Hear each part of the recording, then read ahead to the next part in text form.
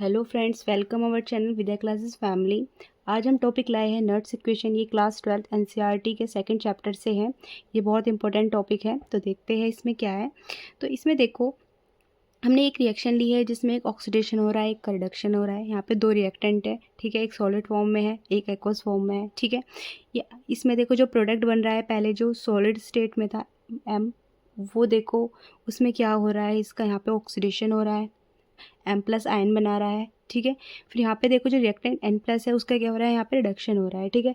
यानी कि हमारे पास एक रिएक्शन में दो प्रोसेस हो रही है, एक ऑक्सीडेशन हो रहा है, एक रिडक्शन हो रहा है, ठीक है। तो हमारी जो नट्स इक्वेशन बनती है वो है E cell is equal to E naught cell minus 2.303 R T upon N F log product की कंसनट्रेशन अपॉन रिएक्टेंट की कंसनट्रेशन, ठीक है। तो हम इस रिएक्शन के अकॉर्डिंग इसमें हम प्रोडक्ट की कंसनट्रेशन और रिएक्टेंट की कंसनट्रेशन रख देते हैं, जैसे कि E cell is equal to E naught cell minus 2.303 upon R T upon N F log n की concentration upon n plus ion की कंसनट्रेशन। जहाँ पर देखो जो आर है वो गैस कांस्टेंट है, टी क्या है, हमारा टेम्परेचर है, एन है number of moles of electron transfer, F Faraday charge on 1 मोल, ठीक है। अब इसमें देखो, अगर हम फ्रेम करते हैं नट्स इक्वेशन को किसी भी इक्वेशन के लिए, जैसे कि हमारे पास एक इक्वेशन है Zn प्लस 2 प्लस आयन। यहाँ पर देखो जो प्रोडक्ट बन रहा है उसमें क्या है, Zn का यहाँ पे हम क्या हो रहा है, ऑक्सीडेशन हो रहा है जो Zn प्लस 2 आयन बना रहा है, और कॉपर का क्या हो रहा है, यहाँ पे रिडक्शन हो रहा है जो Cu बना रहा है, ठीक है।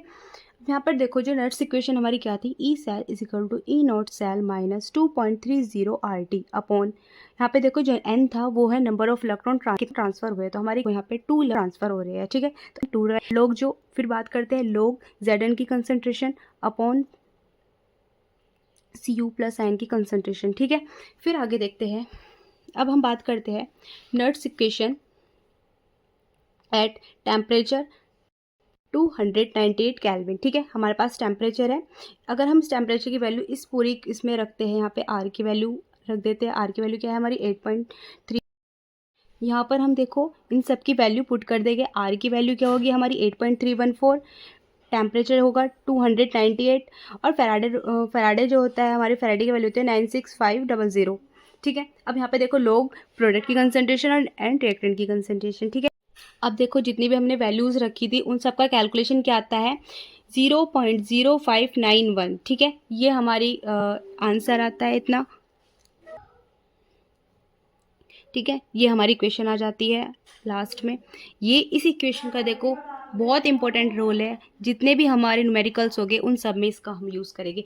अब देखो इसमें क्या है, सारे हमने कैलकुलेट कर लिए, हमें इसकी क्या होगी, हमारी कैलकुलेशन ईजी हो जाती है इस फॉर्मूले से, ठीक है। तो आगे चलते हैं, आगे है नट्स इक्वेशन एट इक्विलिब्रियम। जब इक्विलिब्रियम पे होगा हमारा प्रोडक्ट और रिएक्टेंट, तब क्या होगी हमारी नट्स इक्वेशन, ठीक है। तो देखो यहाँ पर देखो जो जब हमारा प्रोडक्ट की कंसंट्रेशन एंड रिएक्टेंट की कंसंट्रेशन जब एक इक्विलिब्रियम पे आ जाएगी, तो उसकी जो वैल्यू होती है वो Kc के बराबर होती है, ठीक है। हमने इक्विलिब्रियम में पढ़ा होगा ये। तो यहाँ पर देखो E cell is equal to E naught cell minus 2.30 R T upon N F log Kc, ठीक है। ये हमारी इक्वेशन आती है एट इक्विलिब्रियम पे। फिर यहाँ पे देखो ई सेल की वैल्यू यहाँ पे 0 हो जाती है, फिर E naught cell is minus 2.303 R T upon N F log Kc। तो इसको यहाँ पे देखो ई सेल को यहाँ पहुँचा देंगे, यहाँ पे माइनस जो हो जाए प्लस में पहुँच जाएगा, दूसरी साइड ले जाएंगे।